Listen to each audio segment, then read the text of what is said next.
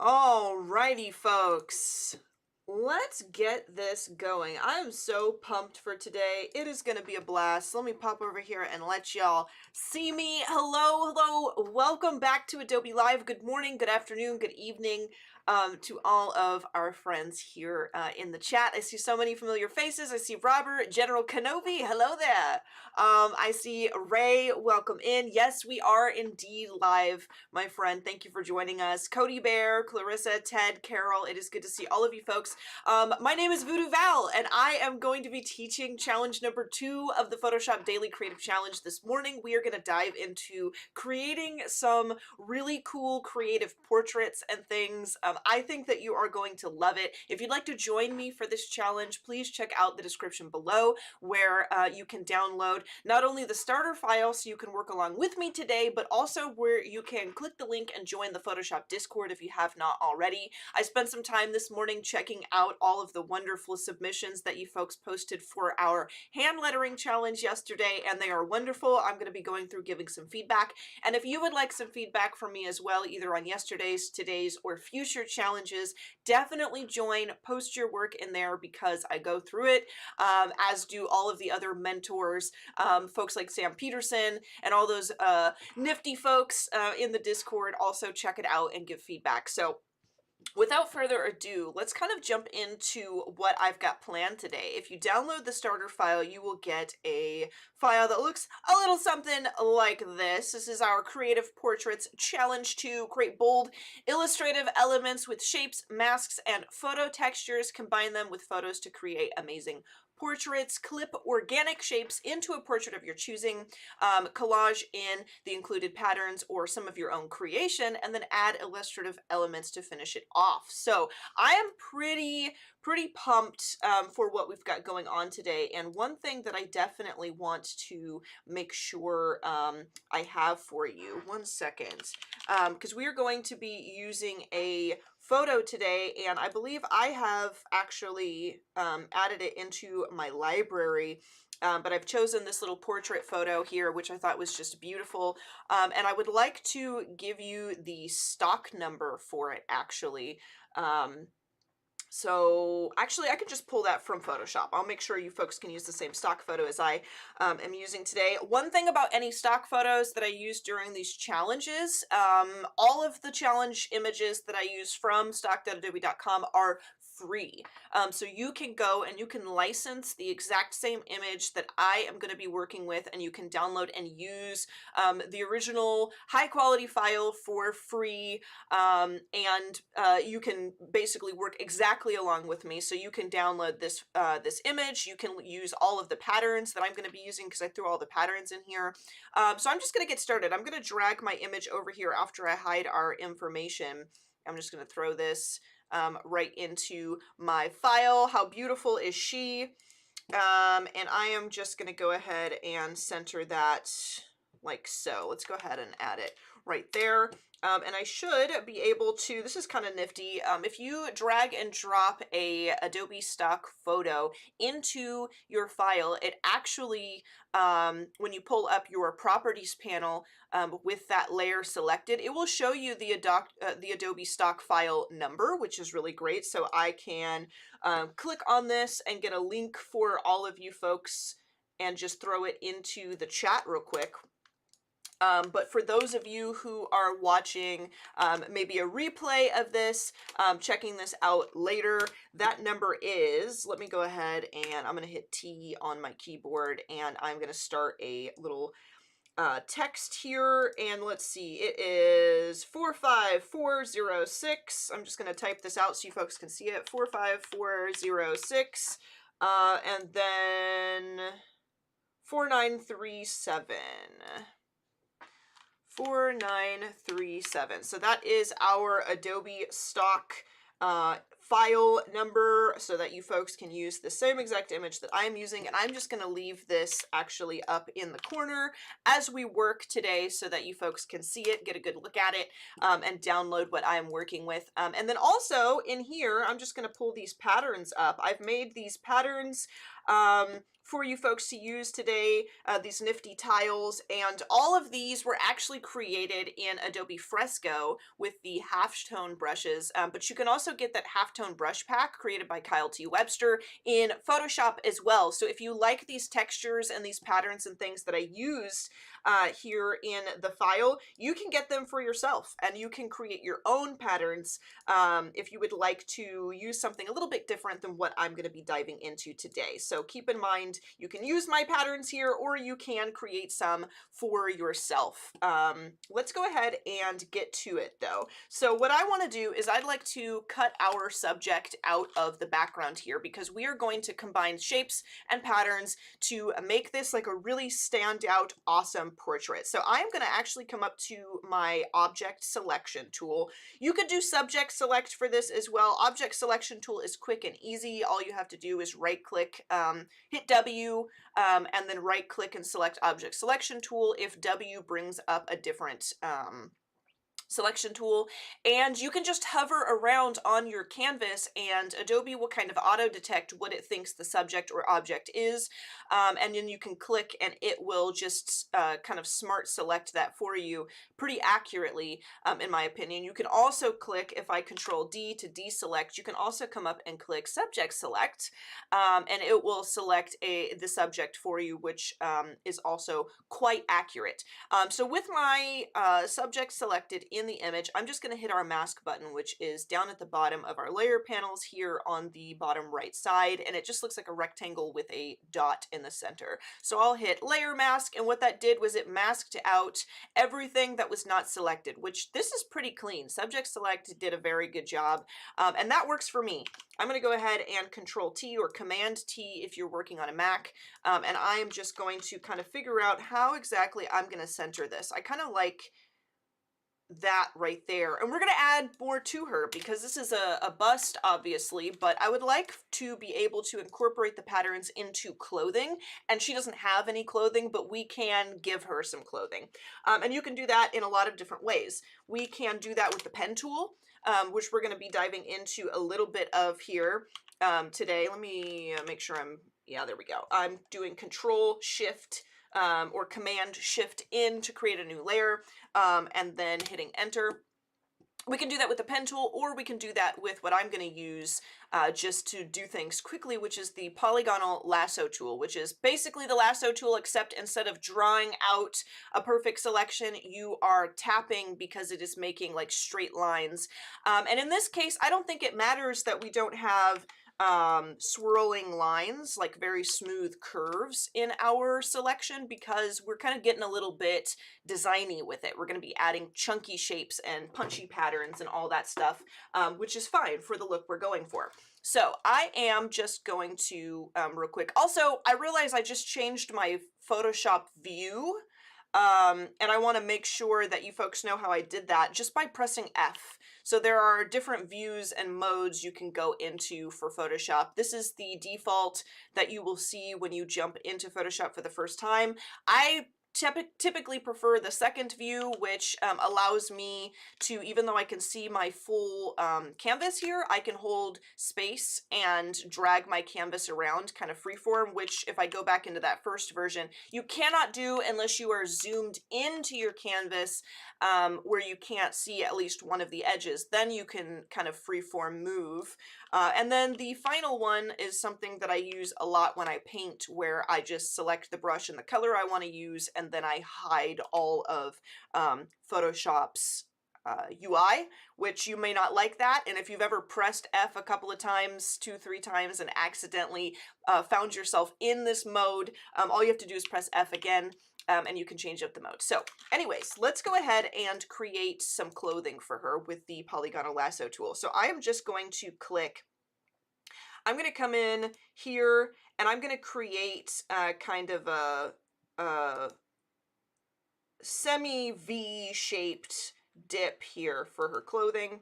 I'm just going to do something like that. That just adds a nice shape to a top she could be wearing. And I'm going to select down like so and come in just a tiny bit. And then I'm going to come back down for her arm. And I'm going to bring it around town.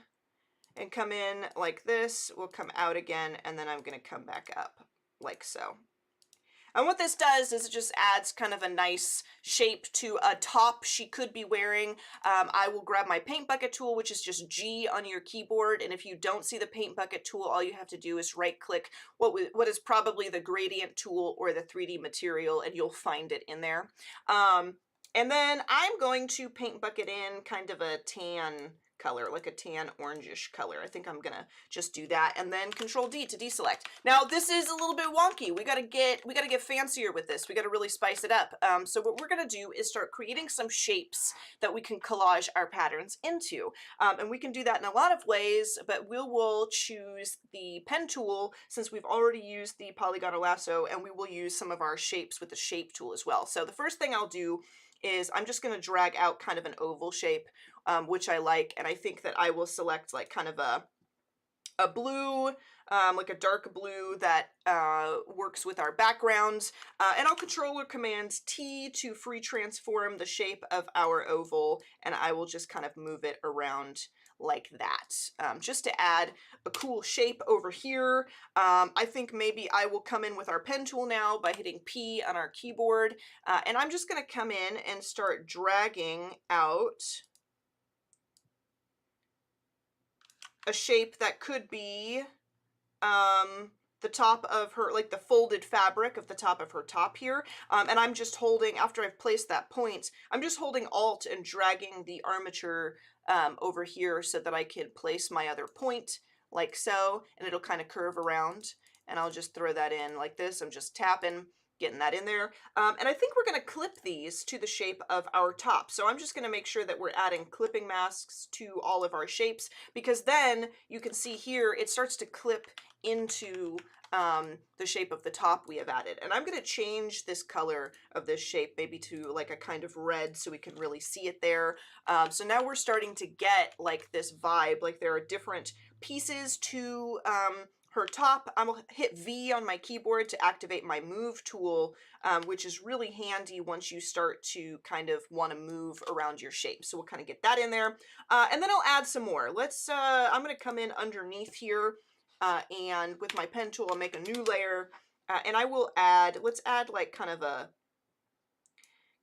weird shape like this, maybe something that comes around like that. I'll hold I should be able to hold Alt. Let me make sure caps lock is not on so I can see my cursor properly. I think I should be able to hold Control so that I can select one of my points here and move that down, maybe like this, maybe even more down like that. Or I kind of like it when it intersects with that little corner there. That's kind of cool. And then we'll fix that. Let's go ahead and change the shape color to like more of an orangey color here. And then on top, maybe underneath this red here, we will create another kind of dipping portion of our top here. Just gonna go like this. Boom. There we go. And we'll change the color of this to maybe a different red. And I want to bump this underneath our lips. So now we have like this interesting collage of shapes that is in clothing for her, you know, where she did not have any before. And we are going to transform these into smart objects and add some patterns into the smart objects. Okay, so I'm going to go ahead and call this, I'm just going to name them with numbers. So we'll call this 1, 2, 3, 4, and I'm going to also transform this base structure of her top. I'm going to also transform this to a smart object, and we'll call this 5. So now what I can do, I'll hit F and go into our first mode of Photoshop. Now what I can do is I can open all of these smart object containers and start dragging and dropping interesting patterns into it. So I think what I'll do just to set this up for myself so I can really see is I'll pull up my layers panel. I'm going to bring our patterns down underneath maybe even underneath the background. I'm thinking just someplace where I can unhide it, but those patterns being visible isn't going to obstruct our view of our project. And I'm going to double click this. Let's go to our background here. I'm going to double click our background, and I'm going to actually drag the file here over to the edge if I can. There we go. Just so that I can see it at the same time. I'm going to go ahead and do that.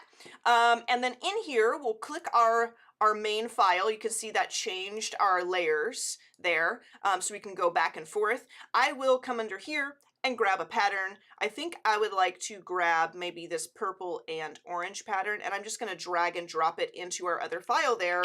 And then I will, let's see, kind of drag this around and put that on a clipping mask. Boom, just to change the background pattern, and hit Control S to save. And you can see over here, it has actually transformed and put that texture underneath in her clothing, which is really cool. So we'll go ahead and do this again. Let's come over here. Let's open, I'll go ahead and close this. Let's come over here and open number 1. Double click. Oops. There we go. Can I do this? Did I convert them to smart objects? I did not. That's what I have to do. Make sure you convert them to smart objects, otherwise you won't be able to open the containers.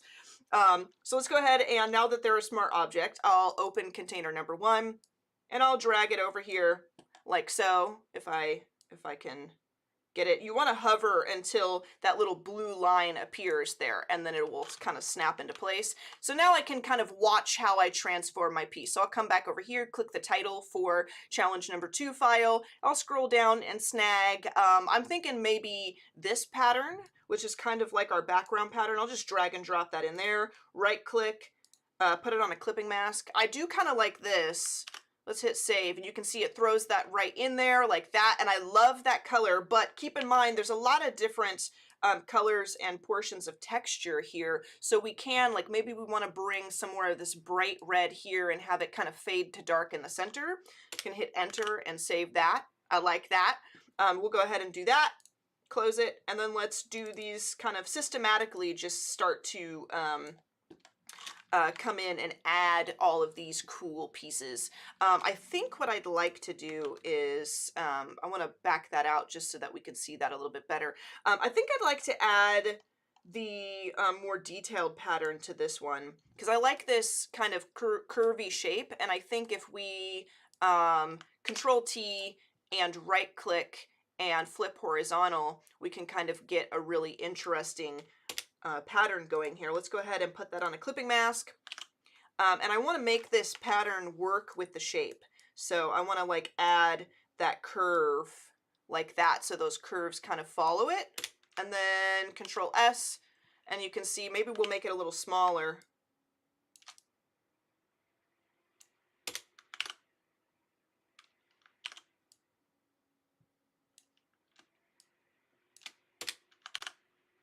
Yeah, just like that curve going sideways there. Looks good. Go ahead and close that. We got 2 more shapes. Let's go ahead. I really love being able to customize my workspace like this, because it allows me to kind of keep my eye on it. Because if you just open that one shape, you know, and you drop your pattern in there and you save it, and then you flip back over to the main file, or you close your smart object file, then I feel like you have to open it back up and go and tweak it again and come back and keep going back and forth. This way you can keep your eye on everything. You don't feel so constrained or kind of locked into doing it that way, and you have a lot of freedom of being able to preview what you're working on. It's just a really great way to work. So highly recommend it. Let's go ahead and snag, which pattern have we not used yet? I don't think we've used this pattern. Let's go ahead and throw that in there. And I will Control T because I want to make this a little smaller. Also, as I'm resizing, I'm actually resizing from center. So you can hold Shift and Alt and grab a corner, and you will resize from the center of your image rather than from just one corner or one side. So let's go ahead and hit enter, and I will create a clipping mask on that. I like having that darker portion up by where her shoulder will be. I think that looks good. So we'll go ahead and save. I think we could even bring this in just a little bit more, or there's more dark over here. So maybe we will actually rotate this. And I've just kind of hovered down underneath here until my cursor turns to the rotation. Maybe we can throw this dark up there by the corner. Yeah, just kind of give it a little darkness there. Nice variation. We'll close that. And then our final shape, let's go ahead and open shape number 4 and drag this over here and alter our final shape. And the only texture we have not used just yet is this green and gold pattern. So let's go ahead and clip that. Clip, clip, clip. We got about 5 minutes left, just kind of keeping track of time here. And I think we are gonna finish it just fine. I think that we probably, I'm going to rotate this because I want the dark green over here where it would be like more in shadow with some lighter colors kind of towards the center of the breast there. I think that looks pretty good. So I will hit enter and save. And that looks pretty cool. Now, all of these are very different, right? But we can throw on an adjustment layer to kind of alter the vibe of our overall piece to kind of blend things together and make it look more cohesive. So what I'm going to do is I'm going to maybe create a new layer here, grab my handy dandy dissolve brush, which is just a soft round brush and our brush mode set to dissolve. And I maybe will add a little bit of darkness, I think. I want to make sure that I'm not selected on this. Just add a little bit of darkness to our background here, just to give it a little more depth.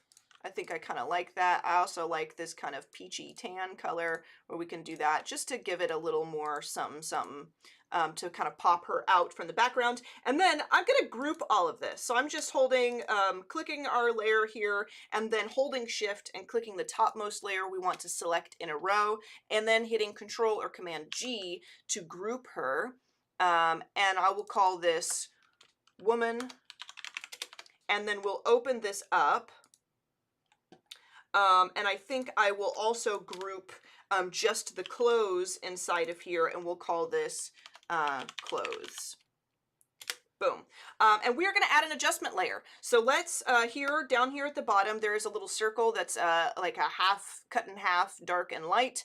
And we can click this button and I'm going to come over to color balance, add a color balance layer, and I'm going to clip this color balance layer to our group of clothes. And now I can come in if I want and I can start altering, you can see, altering the color balance of our piece. And I think that looks good maybe with a little more green. We could also add more blue, but I feel like that gives us more purple unless we come over here and move away from magenta and add green. And that, you know, starts to match our background a little more, but I think I'm going to bump this down more close to the yellow because that starts to, you know, kind of make them all look a little more cohesive, like they belong together, especially adding in that red. And that looks pretty darn cool to me. You know, it's starting to look a little more cohesive. It fits all together. And then what you can do afterward is you could come in with another brush, maybe, and add even more illustrative elements, things like interesting lines or designs.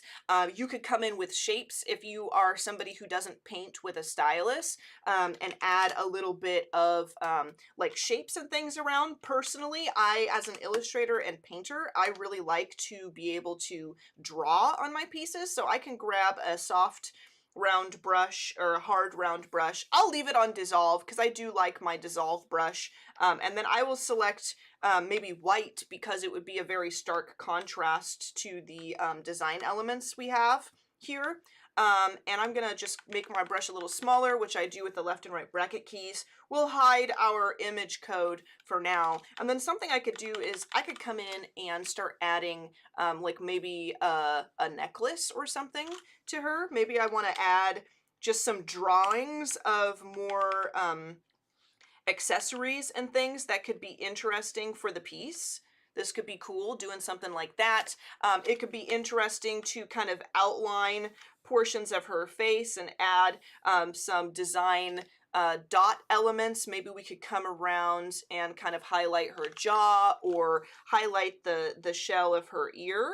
Something like that could be interesting. We could highlight her shoulder kind of going around, really whatever you want. And I actually have one that I've done previously just to kind of show you folks the scope of like really what you could do if you spent a little more time kind of adding design elements. This is one that I did earlier today that I had a really good time with. And yeah, I can't wait to see what you folks make. That is all the time that I have for you today. But I had a blast. I hope that you folks had a blast, and I hope that you will download the starter file and join me.